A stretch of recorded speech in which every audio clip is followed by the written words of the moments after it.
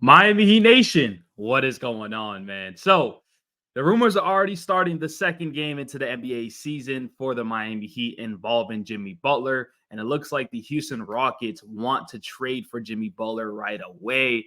And this is very, very interesting because the Miami Heat are in an interesting spot right now, right? This team is 1-1. Jimmy Butler, the first game of the season, didn't play well at all. But then the second game of the season, he took over and looked like the old Jimmy Butler that we all know of. But before we do start today's video, if you guys enjoy Miami Heat content, just want to stay updated to all Miami Heat news, this is the perfect channel for you guys. Drop that sub, turn on notifications. I appreciate that, guys, so much. We're in the grind to 5K subs. So as you guys know, last year the Houston Rockets were interested in Jimmy Butler too, right? Obviously, nothing got done. It just was all rumors. But then again, heading into the offseason, the Rockets were one of the favorites to trade for Jimmy Butler, including the Golden State Warriors.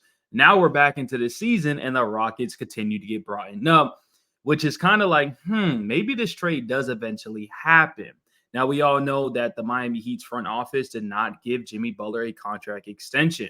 But we also know Jimmy Butler wants to stay in Miami. He said he's happy here. He said he also doesn't really care about the money, which I think that's all bluff.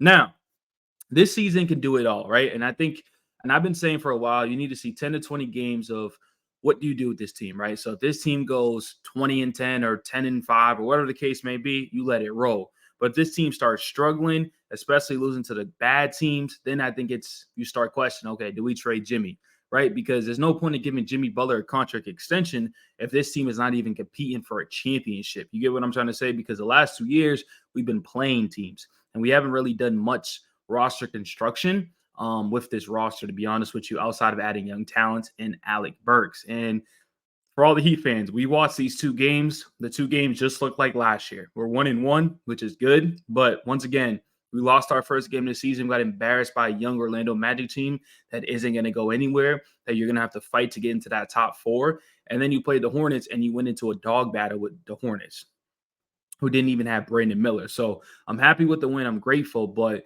this team at the moment is not competing against the Boston Celtics or any team in the Eastern Conference and the Western Conference. So those are my concerns.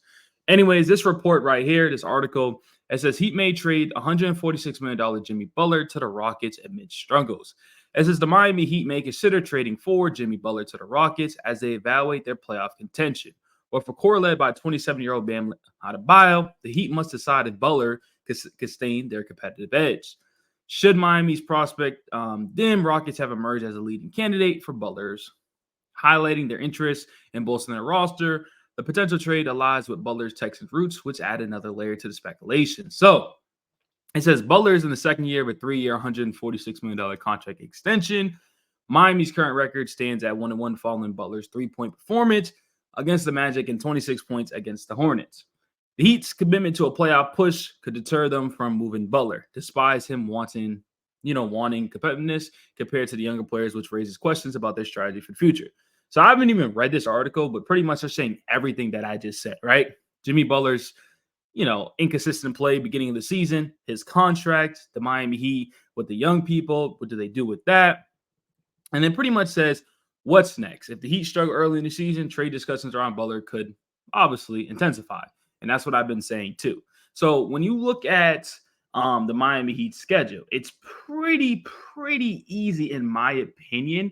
But then again, everything I think the Miami Heat, every team I think the Miami Heat should beat, as just being a fan, right? So I'm gonna bring it up on the screen right here of what the Miami Heat schedule is looking like, right?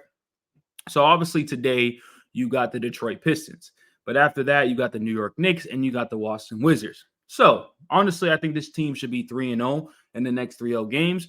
But I do think we're probably going to struggle against an 0-3 Pistons team, and I think we're going to struggle against the Wizards. Now, maybe they can prove me wrong, and we don't struggle against them, and that would be perfect. And then we blow the New York Knicks out. But this next 3-game stretch is going to be very, very crucial because Bam Adebayo has been struggling, Jimmy has been inconsistent, the bench has disappeared.